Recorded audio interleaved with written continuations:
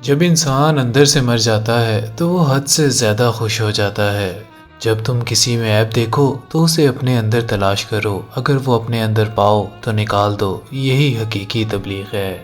کوشش کریں کہ مرنے سے پہلے اللہ کو پیارے ہو جائیں۔ درد وہ ہوتا ہے جو ہمیں دوسروں کو تکلیف میں دیکھ کر ہو، ورنہ اپنا درد تو جانوروں کو بھی محسوس ہوتا ہے۔ لفظوں کے دانت نہیں ہوتے مگر یہ کاٹ لیتے ہیں۔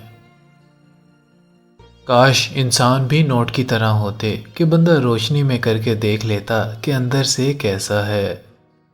ہر چیز کا صدقہ ہوتا ہے اور عقل کا صدقہ یہ ہے کہ جاہل کی بات کو برداشت کیا جائے۔ دنیا کی بدترین شکل یہ ہے کہ برے لوگوں کی وجہ سے اچھے لوگ خاموشی اختیار کر لیں۔ انسان واحد ایسی مخلوق ہے جس کا زہر الفاظ میں ہوتا ہے۔ جب سورج غروب ہونے لگتا ہے تو چھوٹے آدمیوں کے سائے بھی بڑے ہو جاتے ہیں۔ فاتحہ لوگوں کے مرنے پہ نہیں، احساس کے مرنے پہ پڑھنی چاہیے، کیونکہ لوگ مر جائیں تو صبر آ جاتا ہے، لیکن احساس مر جائے تو معاشرہ مر جاتا ہے۔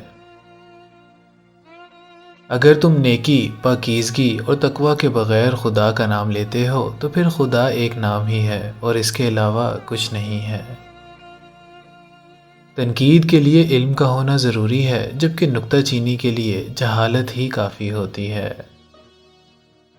بے حد محبت انسان کو اپنی حد میں لے آتی ہے۔